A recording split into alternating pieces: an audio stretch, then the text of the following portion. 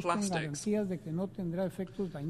that we ensure that no mining on the seabed begins until there are guarantees that it will not have damaging effects on the marine environment. For the health of the planet and to respond to the multiple challenges that the ocean faces, I invite you all to participate in the third United Nations Oceans Conference, which will take place in June 2025 in Nice, hosted by Costa Rica and France jointly. Mr. President, the multilateral system is being tested, as we all know. Its renewal will depend on courageous leadership, innovative proposals, and our collective ability to honour the principles and norms of international law without double standards. Its renewal will be achieved when we manage to shift resources from the coffins of war to the foundations of peace. The time is now. This is a unique opportunity, and the call is urgent. Thank you very much.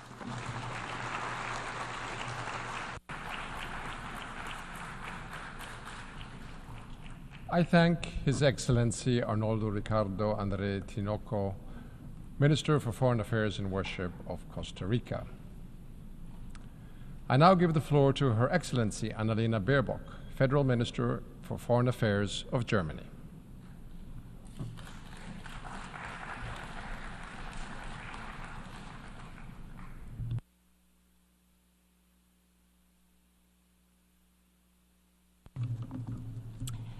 Excellencies, ladies and gentlemen, we live in a world of quick headlines and even quicker slogans. Take back control. My country first. Us against them. Slogans that paint the world in black and white. Slogans that want to make us believe things are very simple. That there's only one side that matters. Us against them. I come from a country where this logic, us against them, was taken to the worst extremes that humankind has ever seen. A murderous world war that killed millions. And the worst imaginable crime against humanity, the Shoah, the genocide of 6 million Jews. Dehumanized, murdered, just for being Jews. Murdered because of a Nazi ideology that would only accept the humanity of those they defined as Germans. After World War II, this institution here in New York was founded on the understanding that us against them leads to disasters. That the world needs a counter model, our UN Charter. A counter model to a world in which we only accept the humanity of ourselves, but not of others. A counter model that instead grants every country in the world the right to determine its own destiny. That casts a positive vision of our shared future. A vision of an international order that is based on rules, on the equality of every state and every human being. Of cooperation instead of divisive nationalism. Of a humanity that is indivisible. And these are not simple slogans. These are the principles we try to live up every day. Yet, living up to them is anything but simple. It demands hard work, maybe more than ever before.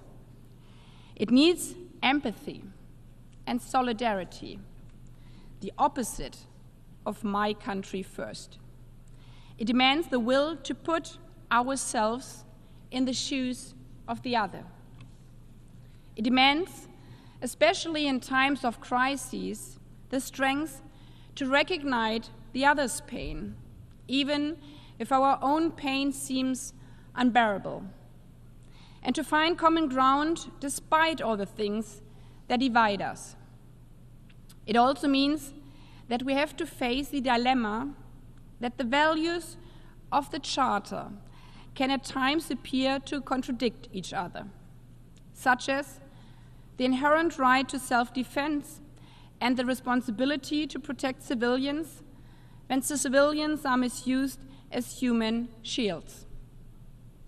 Resolving this is harder than simply exclaiming either or, us against them. Especially in our days of social media, where simple TikTok truths seem to blur out all complexity and nuance, sometimes even facts, as we see regarding the war in the Middle East. In its ruthless attack of October 7th last year, Hamas maimed and killed some 1,200 men, women, and children. To this day, the terrorists are holding more than 100 people, men, women, children, hostage, including German citizens, including children. At the same time, in Gaza, hungry, traumatized children are wandering the ruins of what used to be their homes, desperately searching for their parents under the rubble. Seeing all this with burning hearts, I guess it might be human that sometimes we are all tempted to fall emotionally for simple slogans, to only see one side when our hearts are burning. In addition, each of us is looking at this conflict from our own perspective and history. We need to respect that. But we must not stop there. Instead, we need to ask ourselves, what if this was me? If these were my children? In competition of pain, there can be no winners. This is how one of the hostage families put it. Humanity is universal. If in the darkest hour of her life, the mother of a murdered hostage finds the strength to see both sides, then we, as leaders of the countries around the world, who have the privilege to speak in this hall, should be capable of doing the same. Not to fall for quick slogans, but to rally around humanity in order to overcome this vicious circle of hate. Universal humanity means the rights of Israelis and Palestinians do not cancel each other out. And this is why my country stands by its commitment to the security of the State of Israel, and why at the same time we are working every day to end the hell for the children of Gaza.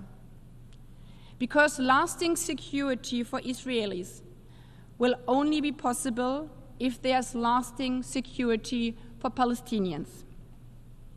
And the opposite is also true. Lasting security for Palestinians will only be possible if there's lasting security for Israelis.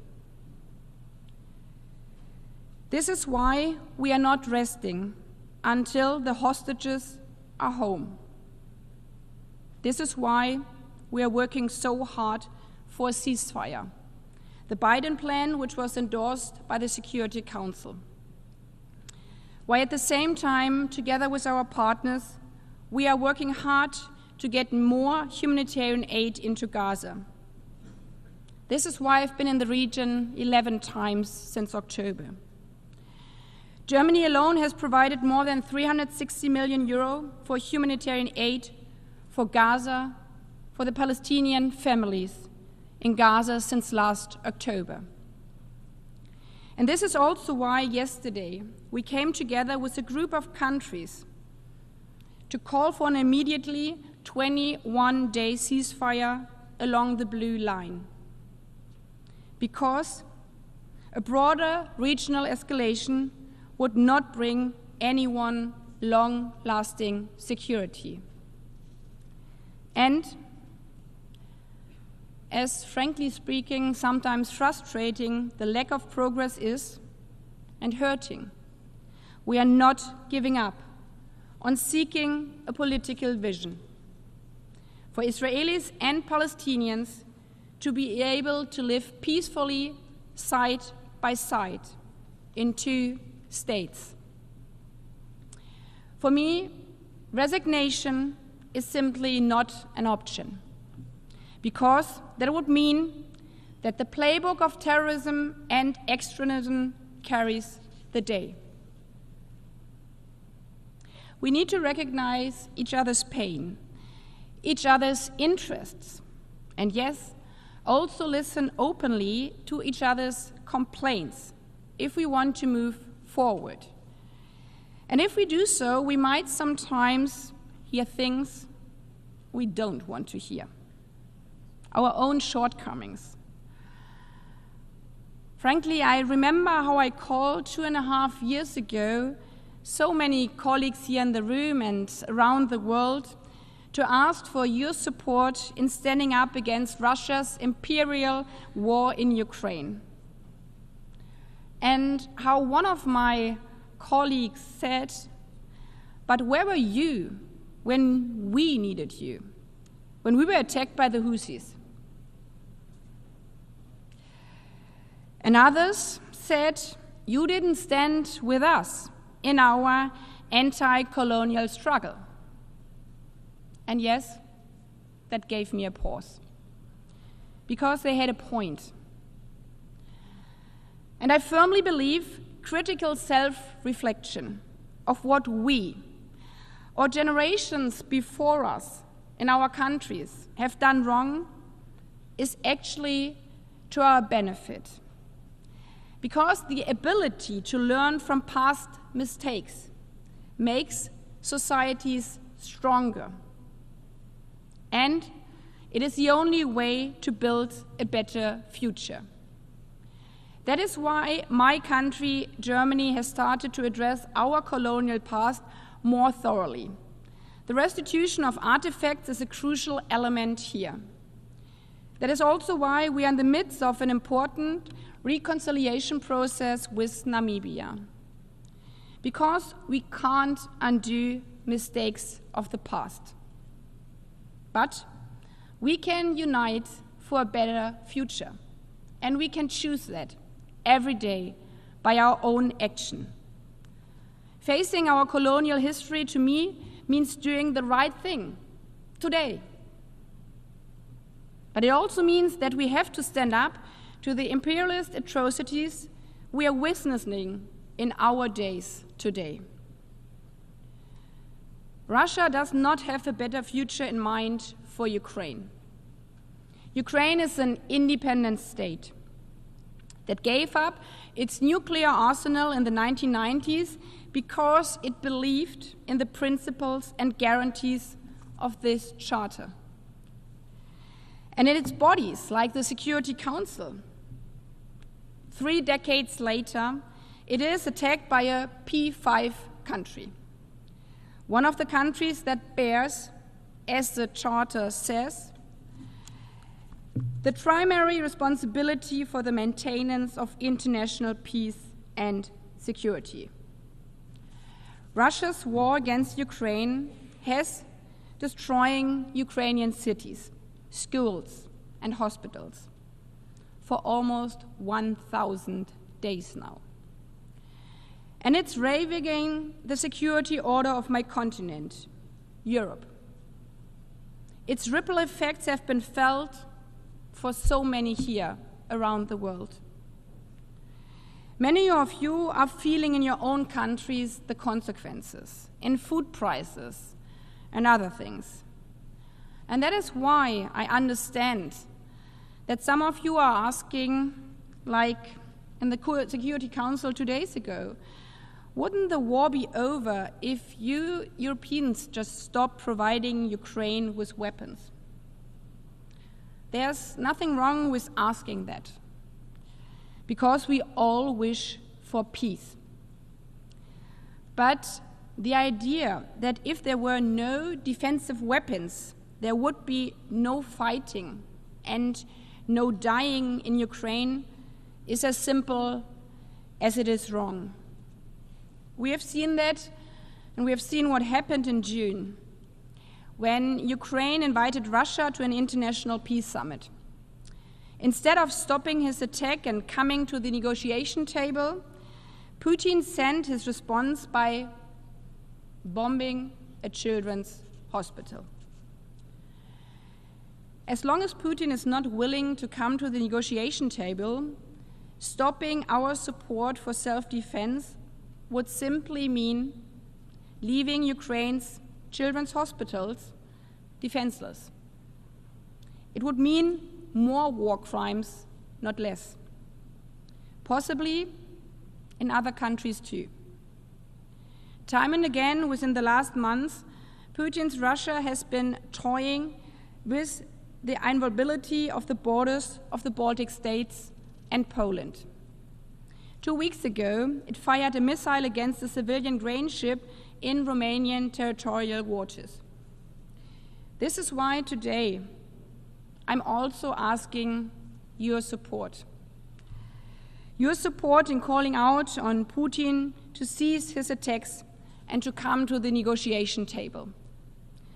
Not only for our European security, but I think also in your own interest.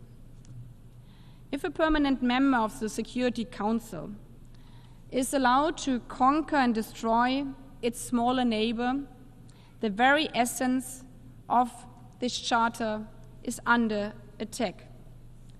If Russia stops attacking, the war is over. If Ukraine stops defending itself, Ukraine is over. And our charter. Sovereign equality, Article 2, Paragraph 1. Peaceful settlement of disputes, Article 2, Paragraph 3. The prohibition of the use of force, Article 2, Paragraph 4. And this is why we will continue to stand firmly with Ukraine and our charter. To achieve a peace that is just and lasting, with security guarantees. A peace that secures Ukraine's existence as a free and independent country. A peace that ensures Ukraine's and Europe's security. And by that, the security of all of us. Obviously, none of this is easy. For almost 1,000 days now, so many countries have been working for Ukrainian children to sleep in their beds again and not in air raid shelters. For almost a year, so many of us have been working to help end the suffering in the Middle East.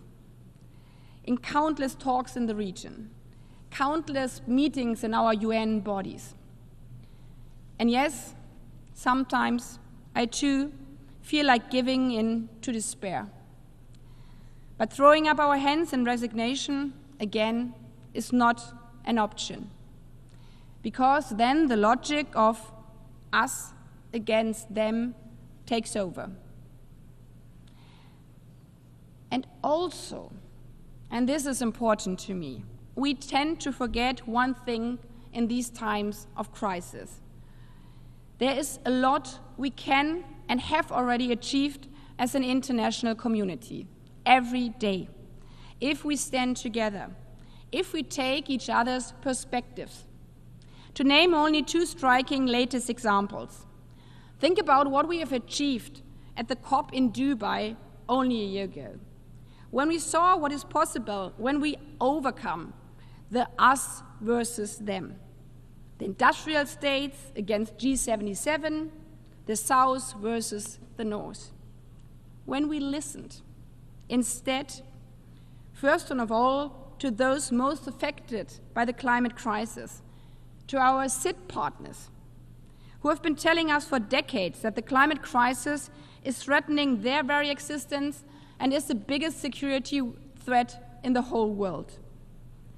When with more than 190 states, we finally agreed to signal the end of the fossil era at COP28. And we set up a loss and damage fund for the most vulnerable, because it's just and fair. And we saw again what we can achieve just earlier this week when we passed here the Pact of the Future, of our future, it took tough negotiations, hundreds of hours of text works in conference rooms, overnight sessions, last-minute compromises for over 2 years. And many helped and didn't resign. Many helped along with us and partners, and from Namibia and so many others. But in the end, the vast majority of us found the strength to rally around what unites us. Rules instead of brute nationalism. Cooperation instead of division. A humanity that is universal. And it is in this spirit that Germany is running for a non-permanent seat on the Security Council for 27-28. We are running as defenders of the Charter, of our shared principles. And that means that we also need to take a critical look at the status quo of multilateral institutions. Because in many ways, our multilateral system still reflects a time when hardly any of us here in the room had been born. When the striking number of 142 states represented in this hall today were not sitting at the table. That needs to change. And that's why we are working for a reform of the Security Council so that it better reflects the world we actually live in, that has a better representation of African countries. And yes, it is also totally unjust that at the two most important international financial institutions, there are only Europeans and Americans at the top. We need our institutions to be accepted by all of us. And for that, they need to represent all of us. And all of us, that is, not just men of the world. The one thing we definitely all have in common is this. Women make up at least 50% of every single country. But in 80 years of this organization, there has never been a female Secretary General. So if this organization calls for equality and justice in the world, it is long overdue for us to show it here in New York. So we probably all should already practice to say the words, Madam Secretary General, the floor is yours. Because the next Secretary General of the United Nations has to be a woman. Obviously, that alone will not immediately end all the remaining inequality for women in our own countries. In this General Assembly, we hail from all regions of the world, but none of us has reached full gender equality. And I think we can only achieve it together, by learning from each other and by speaking up for women's rights, not only in our own countries, but everywhere. Because women's rights are human rights, and nothing northern, western, eastern, or southern. They are universal. And none of us wants to be paid less than her male colleague for the same job. None of us wants to be raped. None of us wants to be arrested for showing our hair. No woman, and I would guess no men either. Because a life is a life. A Palestinian woman's life is a life.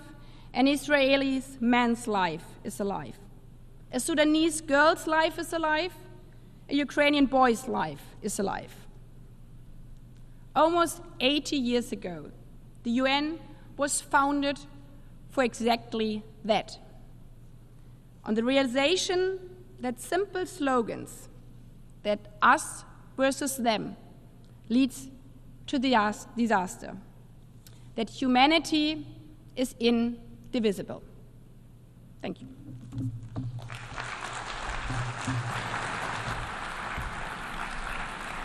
I thank Her Excellency Annalena Baerbock, Federal Minister for Foreign Affairs of Germany.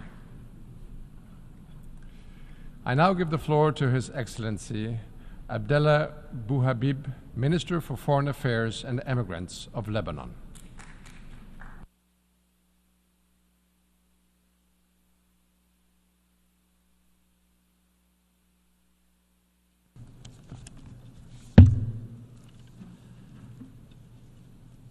سيد الرئيس Mr. President, أطيب التهاني I wish لكم على first and انتخابكم foremost رئيسا to للدورة congratulate التاسعة warmly والسبعين you للجمعية العامة upon للأمم your المتحدة election to the متمنيا helm of the لكم 79th النجاح session of the General في Assembly of the معربا United على Nations. We دعم wish you every لبنان success, الكامل لبرنامجكم and we convey الوحدة to في you التنوع our full support دفع السلام التنمية for your المستدامة agenda, والكرامة unity and الإنسانية. diversity for the advancement of peace, سيد الرئيس sustainable development, and يعيش human لبنان هذه dignity الأيام for present and future أزمة generations. تهدد وجوده Mr. President, Lebanon is currently ومستقبل enduring a شعبه crisis which is threatening its very existence. ورفاهيته The future of our وتتطلب people تدخلا دوليا عاجلا and our قبل أن prosperity تخرج الأمور are عن imperiled. السيطرة This is a situation that وتتساقط requires international أحجار intervention الضمن on an المترابطة urgent basis before the ويتحول situation العجز من spirals out of control احتوائها with a إلى domino ثقب effect, أسود يبتلع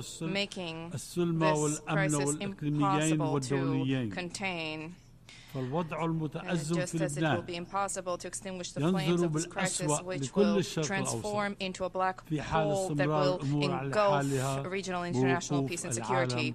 The متفرج. crisis in Lebanon سيد الرئيس threatens بداية the entire Middle East with the نرحب worst if بالبيان the الذي situation صدر remains as it البارحة عن currently is, الولايات and if the المتحدة world الأمريكية remains وفرنسا immobile. والمدعوم Mr. من President, دول we welcome صديقة the لإتاحة declaration delivered الفرصة yesterday by the United لإرساء States and by الهدوء France, and الطويل supported by a الأمد number of يعطي friendly استقرارا على states, الحدود ويعيد offering the النازحين إلى possibility منازلهم of long-term calm, helping to ensure the restoration of stability along the border, as well as the return of displaced persons. Furthermore, we demand that all possible measures be adopted for this declaration to be implemented. What we are currently experiencing in Lebanon is a consequence of the absence of a lasting, sustainable solution. It is not the cause of an absence of a sustainable solution. The cause is the occupation, and we wish to reiterate this explicitly. The cause is the occupation. To claim anything else would be a loss of time. So long as the occupation persists, there will be instability and there will be war. We have repeatedly, on numerous occasions through the United Nations, we have striven to resolve border disputes with Israel. However, Israel has continuously eluded the issue and disregarded the matter. This is a difficult situation which we are experiencing, and in light of this, we are increasingly committed to international law. We are seeking refuge in the decisions under international law. To that end, Lebanon has contributed to the drafting of the Universal Declaration of Human Rights through one of our children, Shal Malek. And despite the inability of the United Nations to protect us from the Israeli aggression up until now, we remain committed to the role of this organization as a front line of defense in the face of occupation, violence, devastation, and oppression. Today, we desperately need the United Nations to play its role as a refuge for small countries who have been victimized by aggression. These countries include my homeland, Lebanon. Since this tragedy which we've experienced broke out, since this bitter reality, we have observed that dialogue is an alternative to the language of weapons to resolve conflict. We have demonstrated our ability to be a reliable partner in building consensus, as was the case in October 2022, when the maritime borders were delimited between Lebanon and Israel. This is the best proof of our commitment to negotiations for peaceful dispute resolution. Furthermore, we proposed during 2 Security Council meetings, the most recent one was held on the 17th of June last, and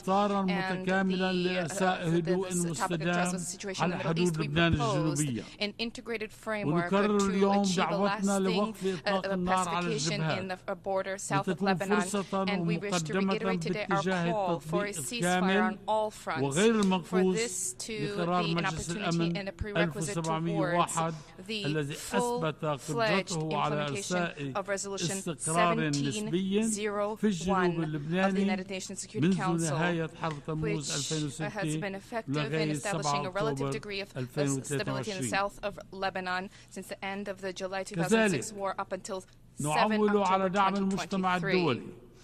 We, moreover, are counting on the support of the international community and specifically on the support of friendly countries in reinforcing the deployment of the Lebanese army in the south of the Litani River and delivering the necessary equipment to ensure that troop levels can be increased in the wake of the launch by the state of a conscription campaign as part of a clear commitment to the implementation of Resolution 1701. In this regard, there will be no weapons without the consent of the Lebanese government, and there will be no other authority than that of the Lebanese government, as is stipulated in the above-mentioned resolution. Our demand to support is not merely a reflection of our commitment to honoring our commitments under Resolution 1701. This is also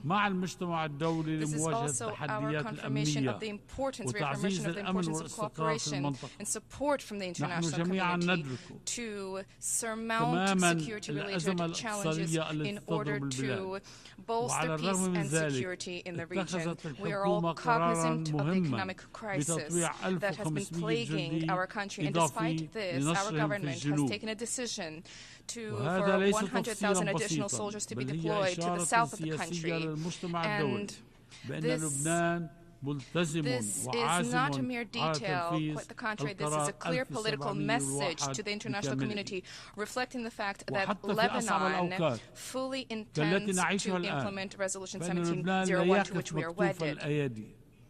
And even at the worst times, including the present, we are not standing idly by. We are mobilizing our efforts at the highest level to protect our people, our national institutions, as well as our sovereignty. Mr. President, among the most significant provisions of Resolution 1701,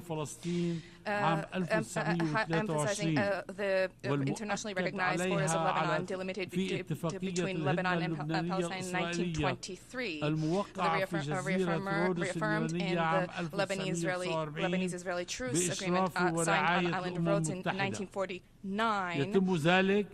Under the supervision of the United Nations. This will be achieved with the agreement on 13 points that are source of discord, and pursuant to this, Israel will withdraw from all Lebanese regions that it has occupied and continues to occupy in the direction of the internationally recognized border. We wish to reiterate our commitment التي ساهمت منذ تأسيسها بإرساء الهدوء والاستقرار في المنطقة. And since its inception, it has significantly contributed to stability and peace in the region. Up until 8 October 2023, there had been no grave incident threatening regional peace and security that had been reported.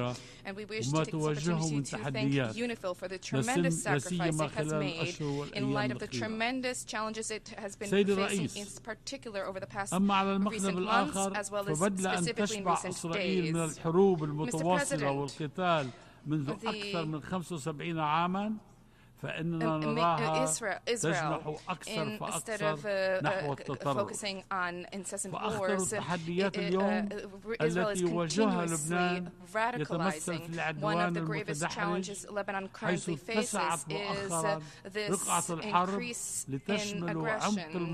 The war has expanded and spilled over into Lebanese regions. We are increasingly concerned due to the systematic destruction of Lebanese border villages, the collective punishment imposed on people, the setting of fire to agricultural lands with white phosphorus, thereby rendering these lands unusable for many years.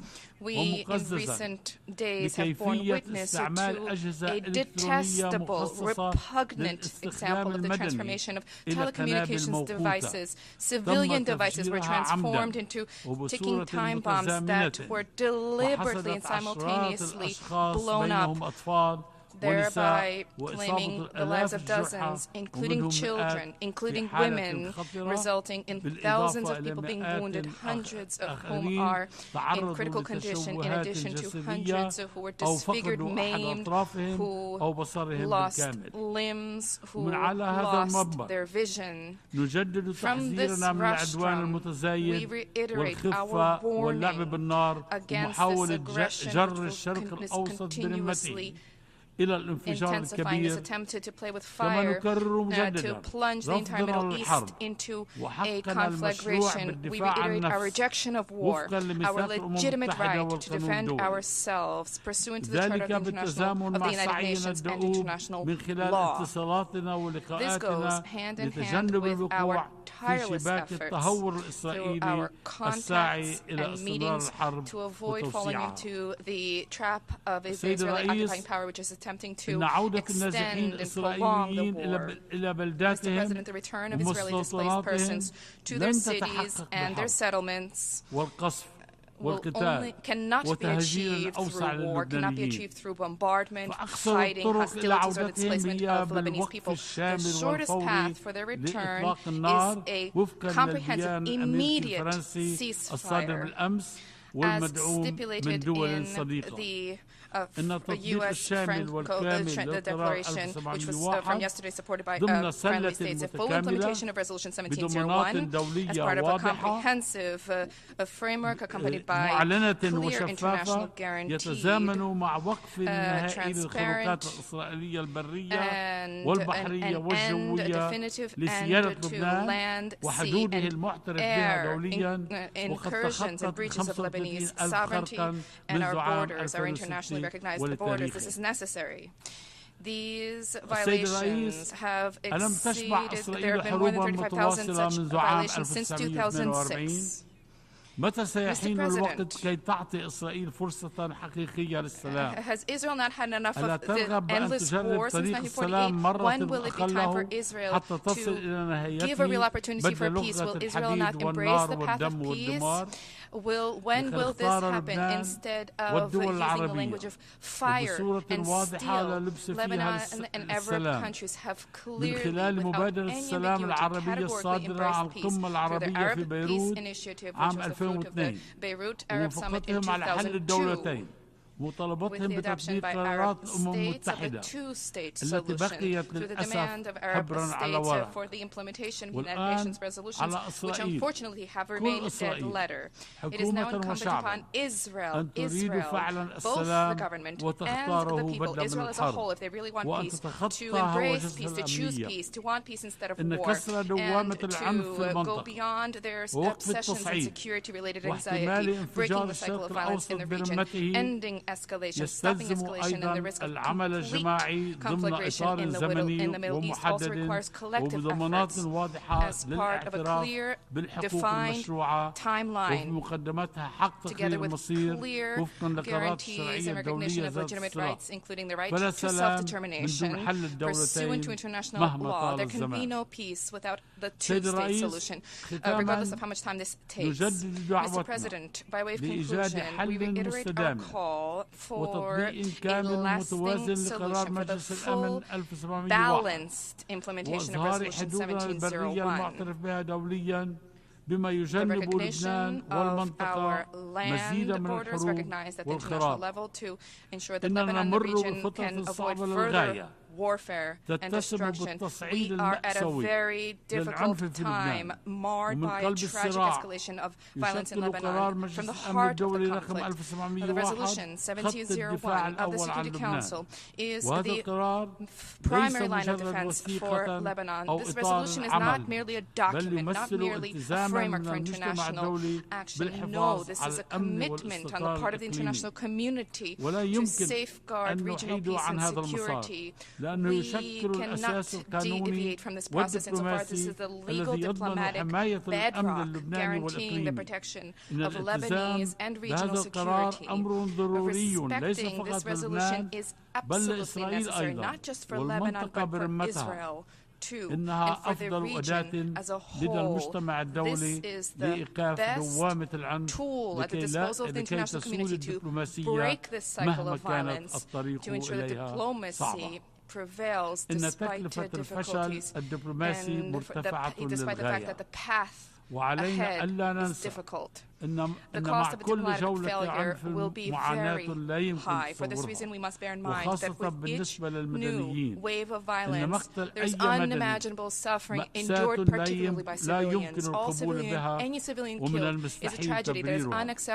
عندما يتم استهداف المناطق المدنية بشكل ممنهج كما هو حاصل اليوم في لبنان، فإننا نتحدث عن أعمال ترقي إلى جرائم الحرب، ولا شيء يمكن أن يبرر القتل العشوائي للأبرياء.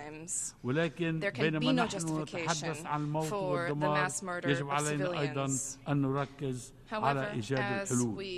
إن الوقت ينفذ، من الأهمية بمكان أن نجد مسارا سياسيا دبلوماسيا للخروج من هذه الأزمة المتفاقمة، والسبيل الوحيد للمضي قدما هو التوصل إلى حل سياسي.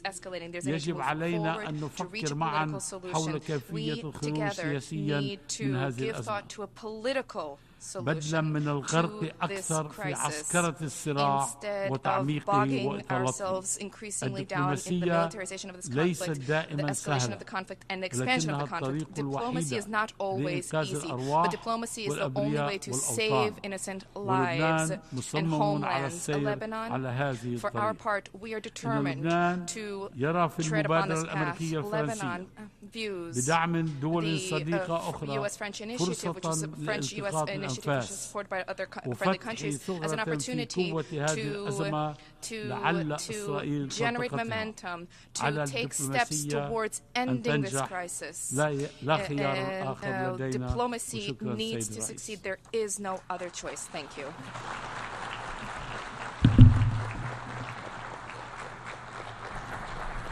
Muchísimas gracias al ministro de Relaciones Exteriores y Emigrantes del Líbano. Doy ahora la palabra al excelentísimo señor Elmer Chávez Salcedo, ministro de Relaciones Exteriores del Perú.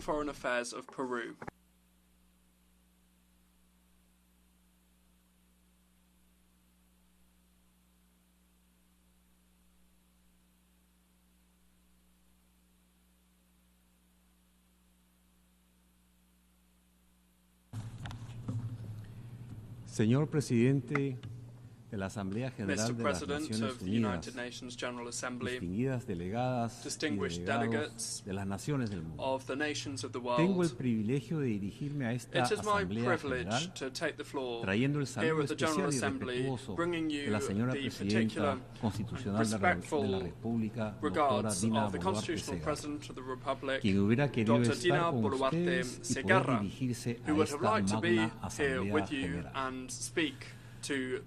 Me honra hacer llegar la voz de mis compatriotas peruanas y peruanos que, con su esfuerzo diario, aspiran a una vida digna y a legar un futuro promisorio para sus hijas e hijos.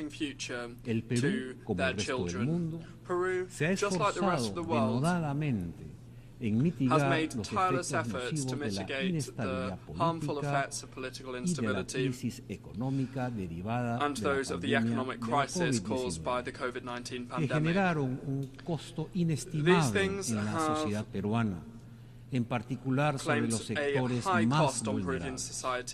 Por ello, el gobierno de la presidenta Boluarte se encuentra trabajando intensamente con el objetivo de recuperar el ritmo de crecimiento económico, buscando destrabar proyectos paralizados y atrayendo inversión extranjera para desarrollar grandes obras de infraestructura con capacidad de generar empleo digno y de calidad, y de esta manera contribuir directamente al desarrollo nacional. Hoy podemos decir que se están viendo los primeros resultados de estos esfuerzos y que el Perú ha recuperado la ruta del crecimiento y la estabilidad. Nos queda un largo camino por recorrer.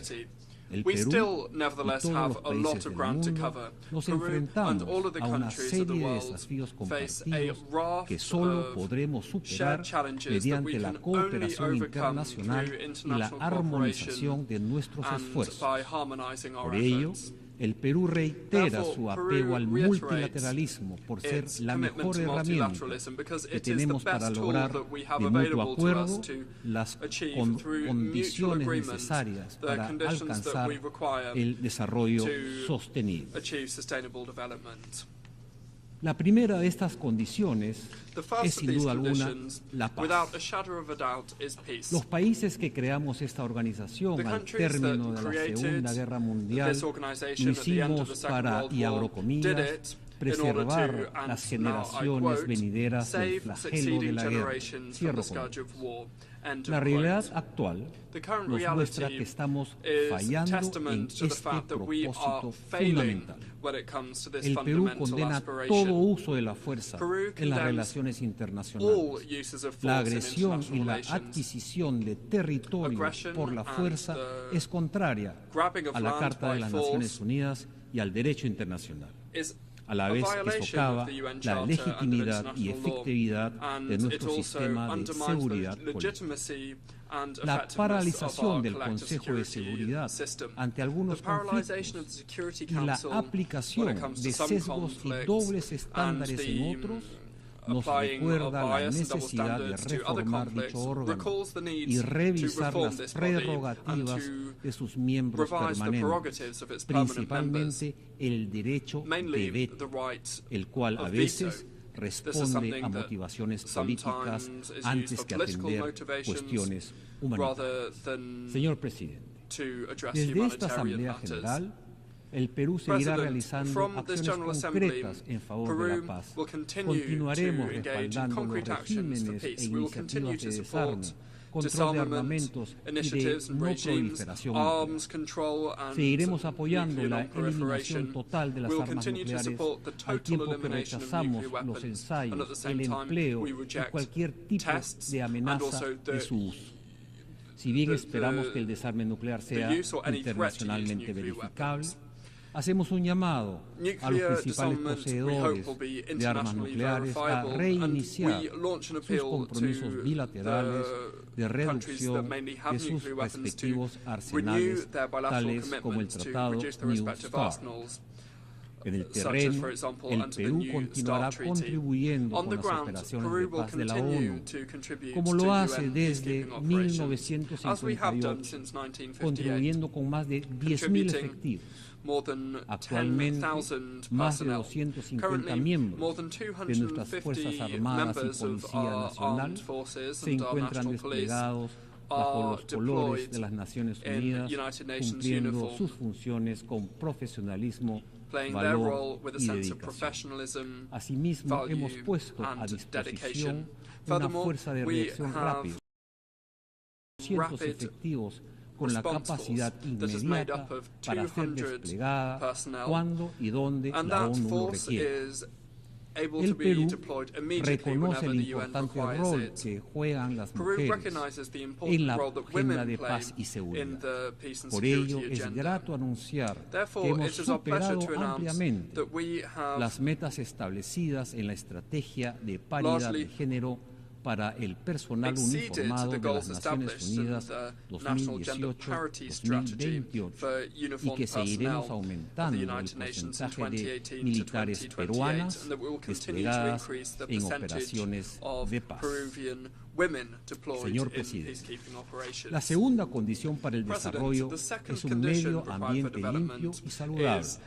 El cambio climático, la pérdida de biodiversidad y la contaminación constituyen amenazas interconectadas que comprometen la supervivencia de generaciones presentes y futuras. La alta vulnerabilidad del Perú a los efectos adversos del cambio climático motiva que esta sea un tema prioritario para nuestra política exterior. Por ello, junto a otros países, hemos solicitado a la Corte Internacional de Justicia que se pronuncie sobre las obligaciones internacionales de los Estados en materia de cambio climático.